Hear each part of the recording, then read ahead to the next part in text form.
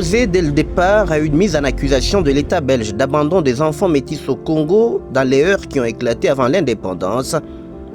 Alain Delatin conteste le prononcé du jugement de la justice de son pays qui a tourné en faveur de 5 femmes métisses.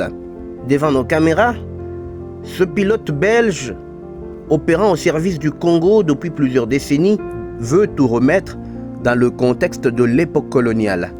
Alain Delatin trouve scandaleux le fait de condamner la Belgique pour crime contre l'humanité, une Belgique qui avait abandonné le territoire congolais à la force d'interposition de l'ONU, la rébellion de Pierre Moulélé par exemple, autour des colons. Oui, pour moi, ce jugement est tout à fait hors contexte. Il faut se remettre dans le contexte de l'époque pour réaliser le bienfait de cette situation. Donc là maintenant on considère que c'est un crime contre l'humanité, mais en réalité c'était un bienfait pour ces jeunes filles métisses, un bienfait qui leur permettait d'accéder aux études poussées et d'espérer une vie honorable par la suite. Au lieu de rester dans le village, juste apprendre à cultiver à la houe, porter des bidons d'eau, une vie pareille. Ces métisses en Europe ne se rendent pas compte de ce à quoi elles ont échappé. Et d'ailleurs, j'ai mis une vidéo concernant une métisse qui, elle, n'a pas eu droit à ses faveurs. Son père a été tué, son père belge a été tué à l'indépendance. Et elle n'a pas pu étudier comme ça, n'a pas été dans un... Bon, je crois qu'à un certain moment, ils l'ont mis dans un internat en Coro, mais sans moyen de paiement, après l'indépendance. Donc finalement, elle n'a pas étudié et aujourd'hui, elle peine pour vivre. Dernièrement, elle m'a appelé parce qu'on allait la chasser de sa maison croulante, où elle paye, je crois qu'elle paye $15 par mois. Mais même ça, elle ne s'est pas payée. Ses enfants l'aident un petit peu pour manger, mais donc ils ne savent pas vraiment la prendre tout à fait en charge. Donc les métis ne se rendent pas compte. C'est comme... S'appuyant sur des archives coloniales, il précise que la formation de l'élite noire du Congo a reposé sur les langues françaises et celles du pays, justement pour permettre aux jeunes élèves à mieux assimiler la matière. Compte tenu du nombre limité des écoles, l'ancien système, loin d'être une façon de soustraire notamment les filles métisses de leur famille congolaise, a tout fait pour leur éviter de parcourir des centaines de kilomètres à pied.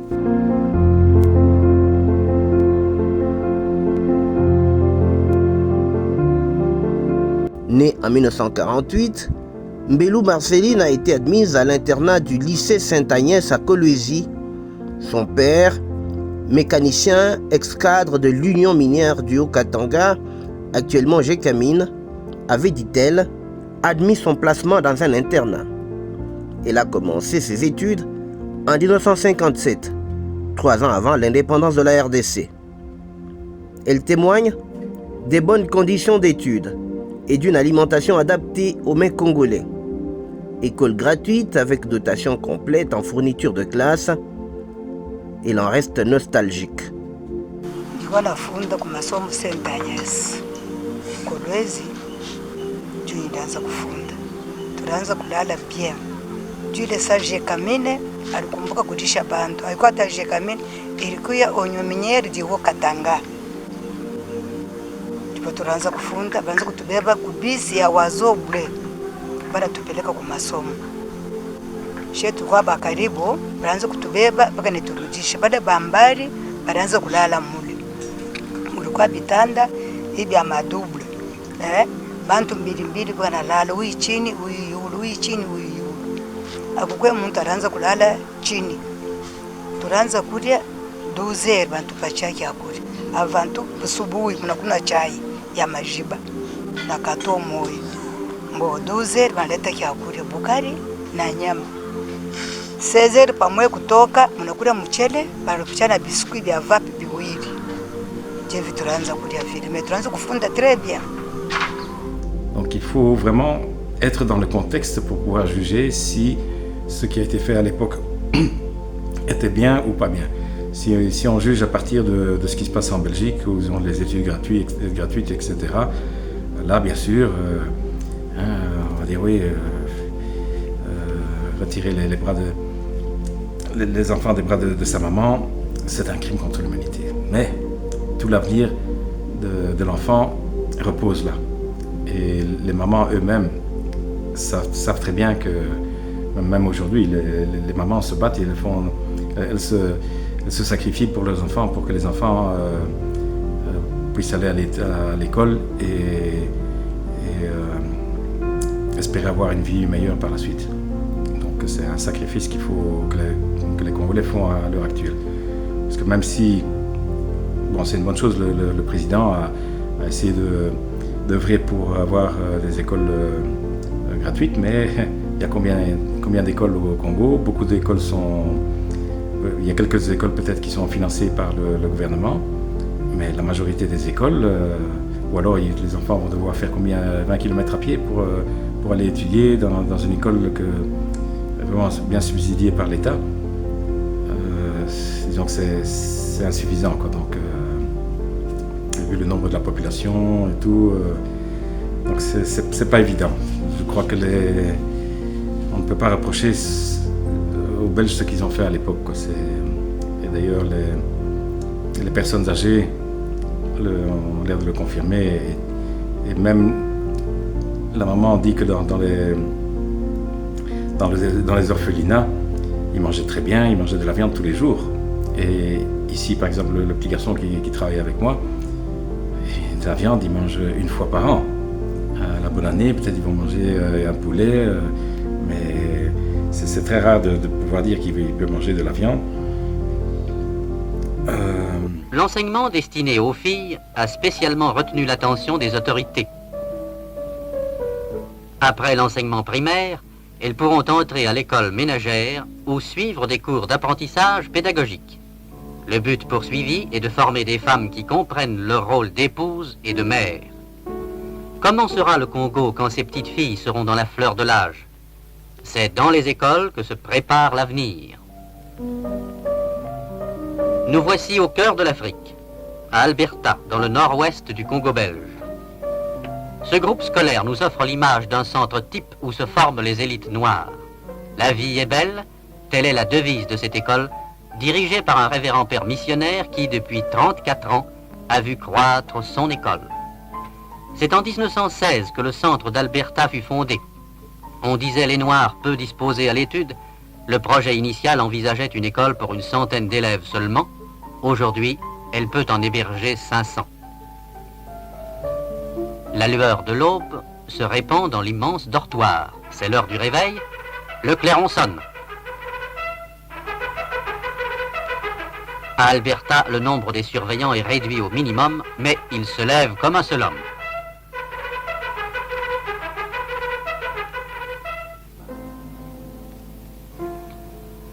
Déjà, le clairon les appelle au dehors. En Afrique, l'aube est fraîche et merveilleuse. C'est l'heure qui convient parfaitement pour les exercices physiques. Ce n'est pas l'espace qui manque. La cour est immense. Au Congo, pays en pleine évolution, il faut voir grand. Ça a commencé en 1890. Donc 5 ans après la création de l'État indépendant du Congo, à Berlin, il y a eu donc une commission. Enfin, c'est Bruxelles qui a décrété, qui a demandé à tous les pays signataires de cet acte de Berlin de protéger les orphelins. De protéger les orphelins. Et là-dedans, dans l'acte de Berlin, il y avait aussi éradiquer le trafic d'esclaves. Le trafic d'esclaves au Congo a été éradiqué, je crois, 2 ans après. Donc 1892, je crois que ils ont pu vaincre les esclavagistes. Et parlant de métis, là maintenant ça a été plus tard. Donc ça a été, je crois, en 1915, où là maintenant ils ont décidé de prendre en charge plus sérieusement les métis, en ce qu'ils aient droit à des études plus poussées, leur garantissant un avenir honorable. Mais pour cela, comme il n'y avait pas beaucoup d'écoles quand même de ce niveau-là, parce que dans les villages, les enfants étudiaient dans la langue du pays. Donc chaque école, ça dépendait de l'endroit où ils étaient. Ils étudiaient dans la langue de la région. Maintenant, les études plus poussées, là, il fallait aller dans des internats. Et les internats, par exemple, les mamans, les métisses, là, elles parlent de 3 jours de marche à pied pour rejoindre l'école. Dans ce cas-là, bien sûr, ce n'est que dans un internat que vous pouvez suivre des études complètes. Et en fin de compte, les métis, en fin de compte, ont été privilégiés par rapport et aux blancs, parce que les blancs, par exemple dans ma famille, du côté de mon père, tous les enfants ont aussi dû aller étudier en internat. Du côté de ma mère, c'est la même chose. Tous les enfants ont dû étudier dans des internats. Mais pour les blancs, si les études étaient gratuites, les internats étaient payants. Sauf pour les métis, tout était pris en charge par l'État. Et pour les Congolais, il y avait certains endroits où il y avait les internats, mais là aussi tout était pris en charge par le gouvernement. Mais spécialement les métis étaient protégés par l'État congolais. Donc ça c'est à partir de 1915. Après l'indépendance, bien sûr tout est tombé à l'eau, les missionnaires et tout, les sœurs qui dirigeaient les écoles ont dû prendre la fuite, et tout le système d'éducation, les hôpitaux et tout ça ont subi les conséquences, où ça devenait problématique pour étudier, surtout ce genre d'études-là. Donc il a fallu quand même du temps pour mettre ça en route. C'est le même cas pour Mouzézénou Samuel. Appelé affectueusement Samy, lui comme son père ont fait l'internat. Nous sommes devant une sorte de petite bibliothèque vivante, pleine d'anecdotes et d'histoires de l'ancien temps. Et mon père, il est issu de la famille de l'Empire Lunda. C'est le nom qu'on m'a donné de Mwantiav Mteb, qui avait reçu le premier ministre belge à Kapang. Pour me prendre des photos, je devrais quitter là où il y a ma mère, au lac Afangumba. Je quitte du lac Afangumba vers Ngongo 2 km. De 2 km, là où il y a l'école Ndeji, il y a la borne cadastrale, c'est à 4 km. De là, je viens au poste 10 km, j'ai fait 14. Et je viens à 111 km à pied.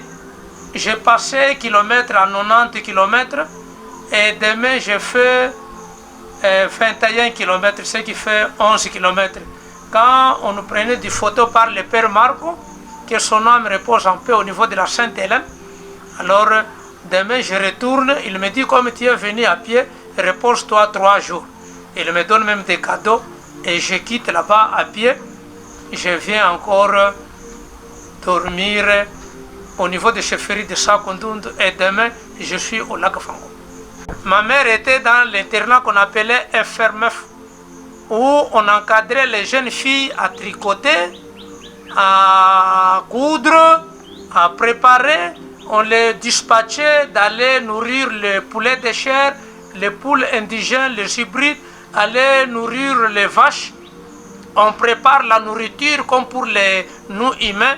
On donne aux vaches, on donne aux porcs, on donne aux poulets de chair, afin, dans 6 mois, on prend la poule, on l'égorge, on enlève les plumes, on les mettait dans les cartons pour faire des habits.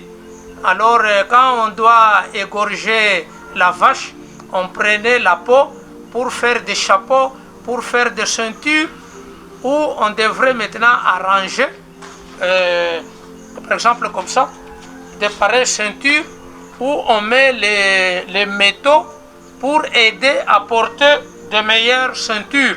À l'internat, on demandait, il y avait le camp pour les mariés, les camps pour les célibataires, il y avait les camps où on construisait pour les écailles, où on mettait le cimentol, où on mettait les tuiles, d'autres on mettait les tuiles en plastique. Il y avait première année primaire préparatoire, deuxième année primaire préparatoire et troisième année primaire préparatoire.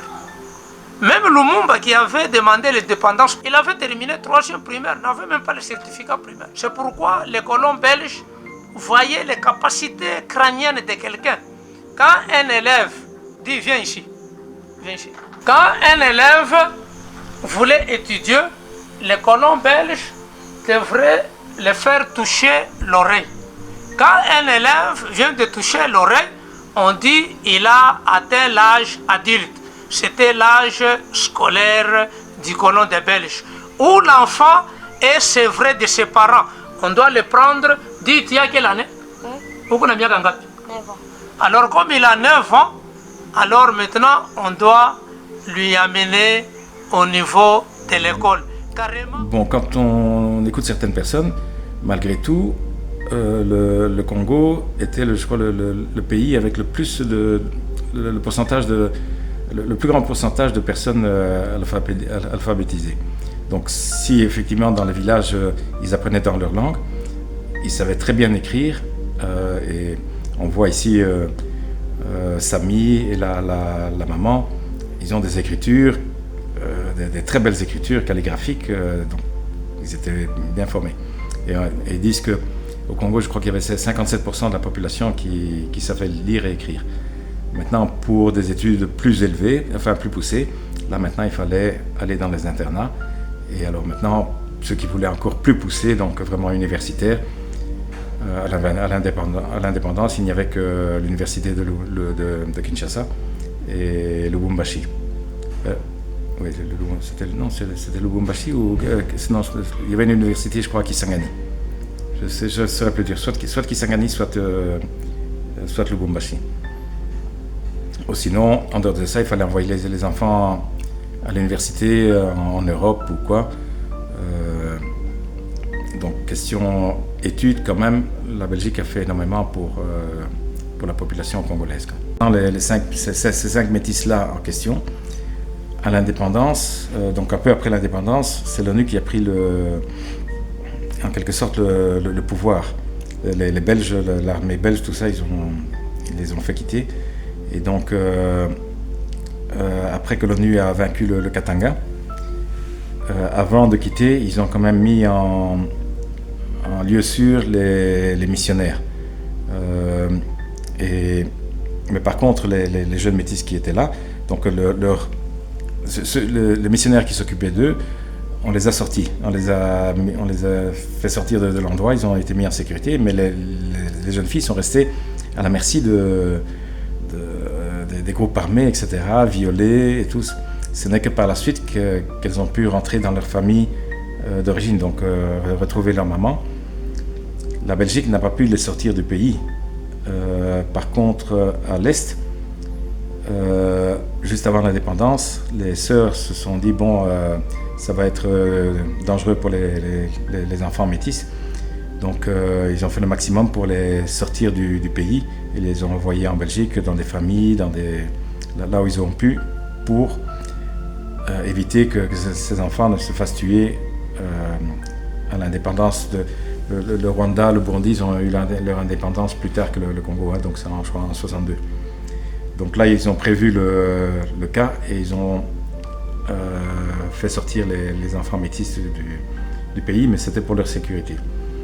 Le cas des 5 métis actuels qui reprochent, qui accusent la Belgique de crimes contre l'humanité, l'ONU les a abandonnés sur place. Et il faut se dire que les lumumbistes ont quand même tué, je crois que c'est 147 missionnaires. Donc il y a des missionnaires que l'ONU a pu mettre en sécurité, mais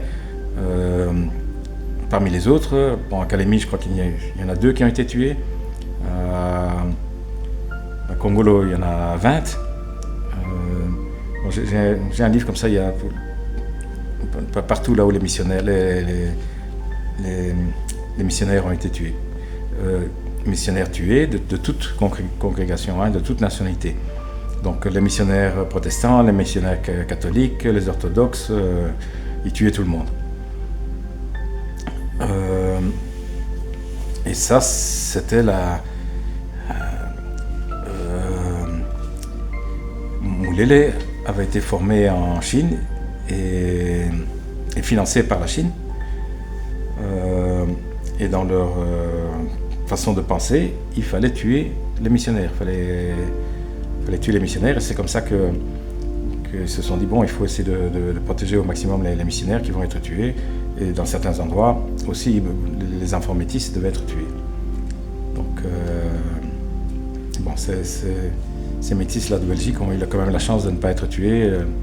Ils ont juste été violés, etc., quoi. Mais bon, ça on ne peut pas reprocher à la Belgique. C'est pas la faute de la Belgique.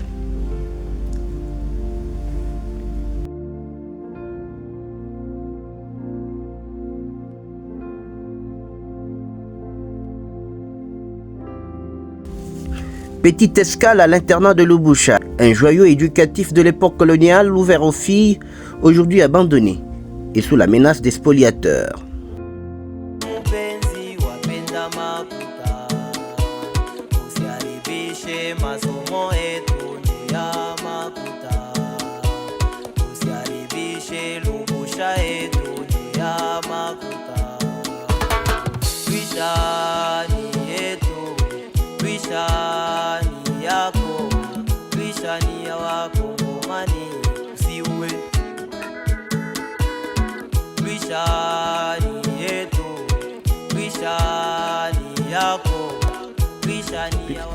Il y a d'ailleurs un superbe internat ici, construit en moellon et recouvert de malachite,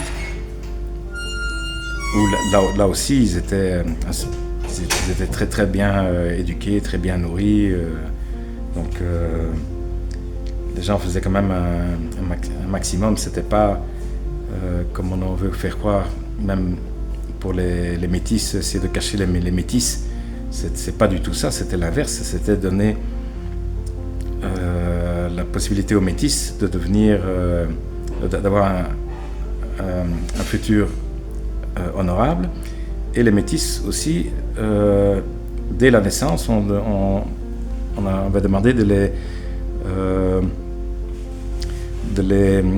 on devait les répertorier.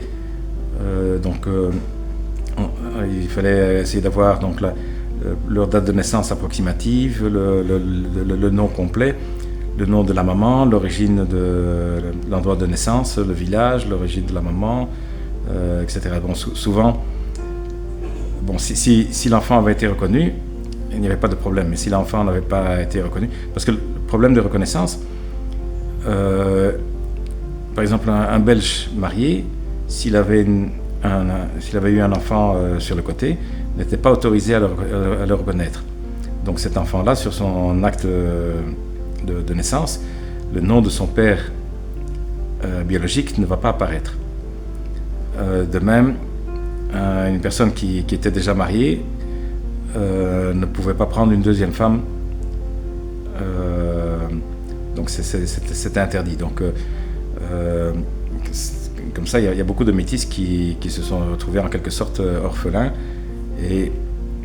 Mais ils ont été pris en charge par la Belgique et ils avaient tous les mêmes droits que les Belges. Ils étaient considérés comme évolués, donc comme civilisés. Ils avaient les mêmes droits que, par exemple, Lumumba. Il y avait donc des Congolais qui avaient atteint un niveau de civilisation, et à ce moment-là, ils sortaient du système ancestrale. C'est-à-dire que il y avait 2 lois au Congo. Il y avait la loi écrite qui date de Léopold II et la loi coutumière. Et donc les métis n'étaient pas sous le droit coutumier, ils étaient sous la loi écrite. On va voir la maman.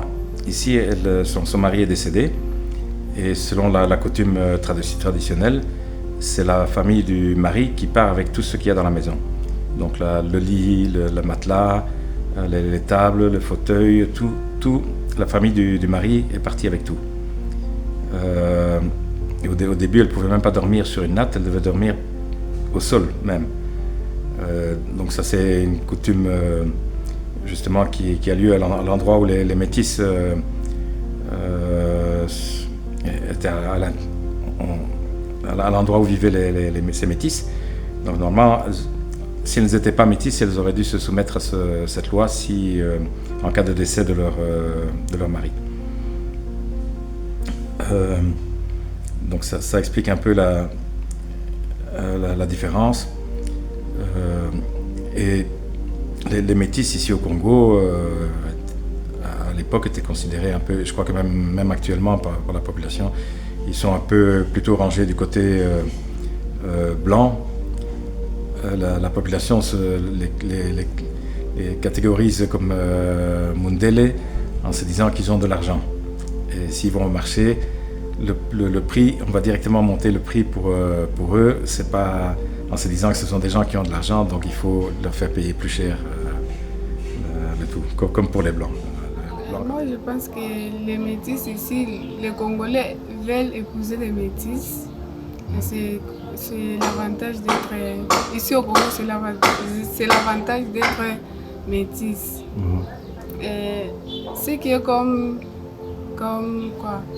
des avantages pour les métis. Genre, si les métis partent au marché, on hausse les prix pour eux. Par exemple, si c'est la tomate était par exemple à 500 francs, mais si on vend les métis, on augmente directement, ça devient à 1000 francs. Donc, ici, chez nous, les blancs, les métis, ils ont l'argent. C'est comme ça. Oui, les Congolais trouvent que les métis sont plus belles que les femmes congolaises ou les filles congolaises. Ils préfèrent épouser les métis que les Congolaises. Les Congolaises, ils voient les garçons congolais, les hommes congolais, ils épousent seulement souvent les métis. Et aussi ils mettent ça pour changer un peu des clans. C'est-à-dire, peut-être avant, les métis ils faisaient des bonnes études et tout, mais moi, je fais comme études de techniques d'accueil de protocole. Mon rêve est de devenir une hôtesse de l'air et une hôtesse d'accueil. Oui. Ici, c'est difficile de faire de bonnes études parce qu'ici, c'est l'argent. Si tu n'as pas l'argent, tu ne vas pas étudier. Même si quand tu pars à l'école, on te dit, si tu viens à l'université, donc vous avez l'argent. Moi, je trouve l'argent pour me payer mes études. Oui. C'est ma maman qui paye, elle travaille. Et elle épargne un peu pour moi, et puis elle paye. Là, même à l'internat, s'il y a moyen, je peux rester à l'internat pour étudier. Il n'y a pas de souci.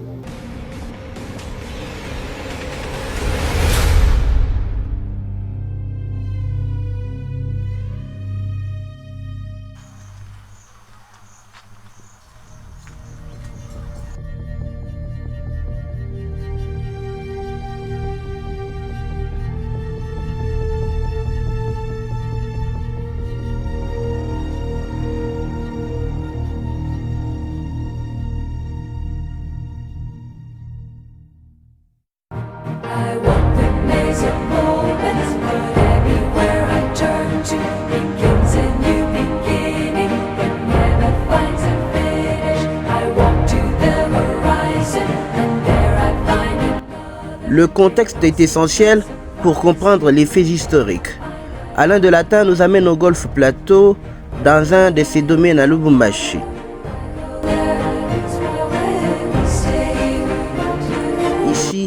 il emploie Élisée, 9 ans, comme agent d'entretien de son jardin. C'est lui qui a également fait le carrelage de cette maison appartenant à sa femme. Domicile gardé dans un état environnemental quasi protégé, au bon milieu d'arbres soigneusement conservés et entretenus dans leur état primitif, preuve que la famille des Latins tient à la protection de la nature dans une ville qui se modernise. Moi, le matin, il m'apprête, je brosse les dents et puis je vais à l'école. Il m'a donné le travail, c'est M. Alain. Il t'a donné quel travail? Tu fais quoi chez M. Alain? Il m'a donné le travail de mettre le carreau, de peindre les arbres après.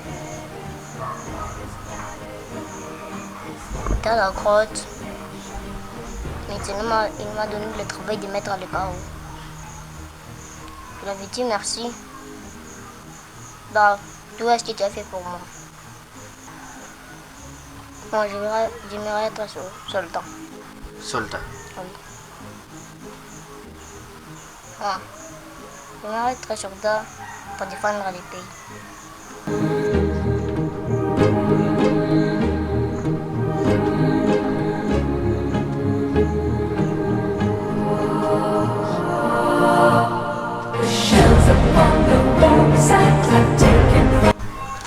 Ce petit bâtiment, c'est mon papa qui a construit ça.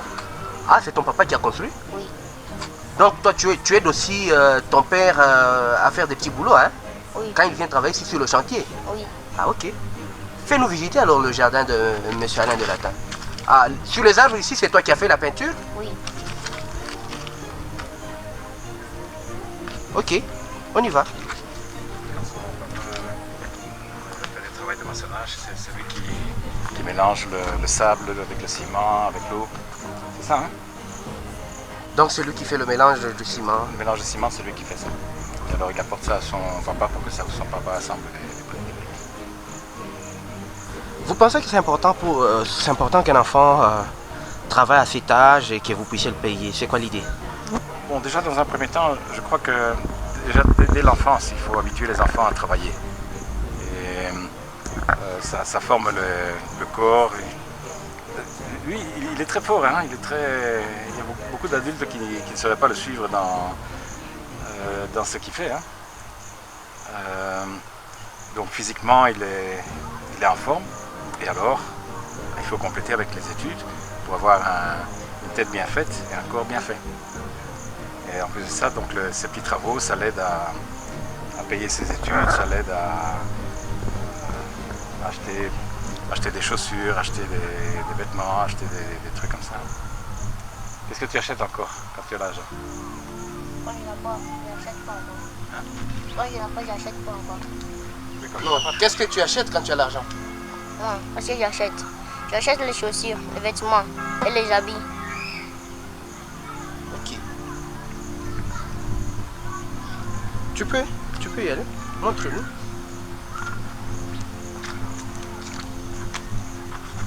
Ça c'est quoi? Le puits, c'est... Ça c'est le puits. Oui. Tu peux nous l'ouvrir?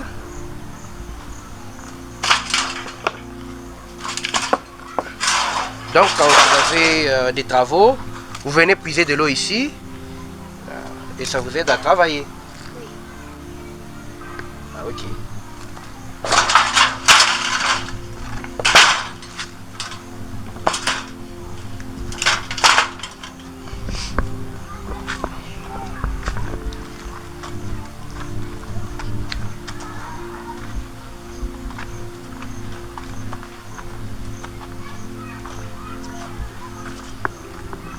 C'est ça la grotte?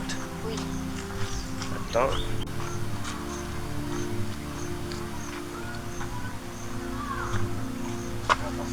Ça ne glisse pas avec la boue. Ici, on doit couvrir encore. Sinon, parce qu'il y a du carrelage ici, partout jusqu'en bas, mais ici, on n'a pas terminé avant la pluie, donc il y a l'eau et la boue qui rentre dedans. Ah. Donc, sinon, c'est très frais à l'intérieur. Il fait frais à l'intérieur. Quand il fait chaud à l'extérieur, si vous rentrez là-dedans, là on se sent... C'est un abri souterrain? C'est juste une chambre, une pièce. On a prévu pour mettre un lit, donc au moins de passer la nuit dedans. Et même la journée, s'il fait trop chaud, on peut aller se reposer dans la grotte et il fait frais.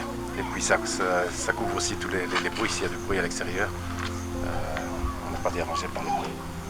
On a essayé de garder l'endroit assez naturel avec beaucoup d'arbres. Ça protège. Dès qu'on rentre dans la parcelle ici, il fait directement plus frais. Surtout quand il fait chaud à l'extérieur. Ici directement on est à l'abri, il fait frais, une bonne atmosphère. Et puis il y a beaucoup d'oiseaux qui viennent se réfugier ici, surtout en fin de journée. Donc il y a des petits arbres fruitiers et tout, il y a un peu la nature qui persiste ici. Et par exemple le puits, il n'y a plus d'eau dans le puits, mais c'est aussi le fait qu'on a construit partout ici. Donc l'eau ne rentre plus dans le sol et la nappe phréatique est descendue. On a dû recreuser, je crois 6 fois cette année. Et il n'y a plus d'eau dans le sol, quoi. Parce que toute l'eau de pluie, ça s'écoule directement et ça ne rentre pas ça n'a pas le temps de rentrer dans la terre.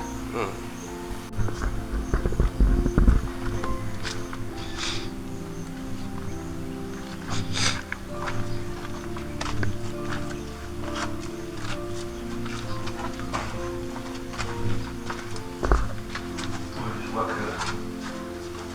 Bon, on peut peut-être juste filmer comme ça parce qu'il y a beaucoup de boue.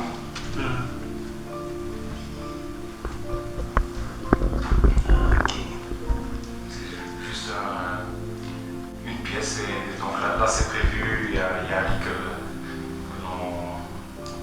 l'on met ici, on peut se reposer la journée et tout. Pour le moment, comme on n'a pas protégé l'entrée, donc il y a la boue, la pluie et l'eau qui est rentrée dedans.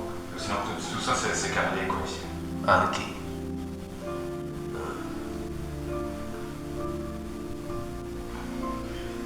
C'est toujours son père qui a fait ça?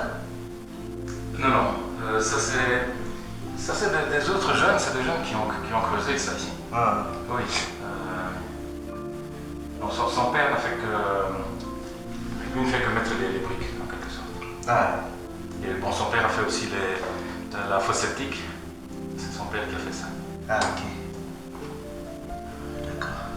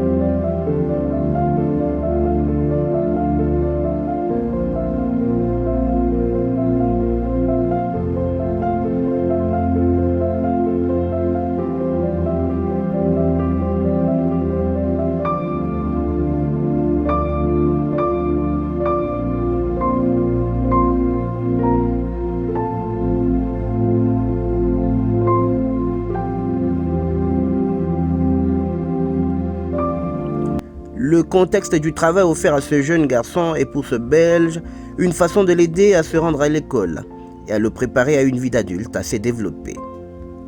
Alain Delatin espère que l'opinion mondiale réalisera les bienfaits de la Belgique sur l'éducation nationale, particulièrement des filles métisses qui l'ont esté en justice.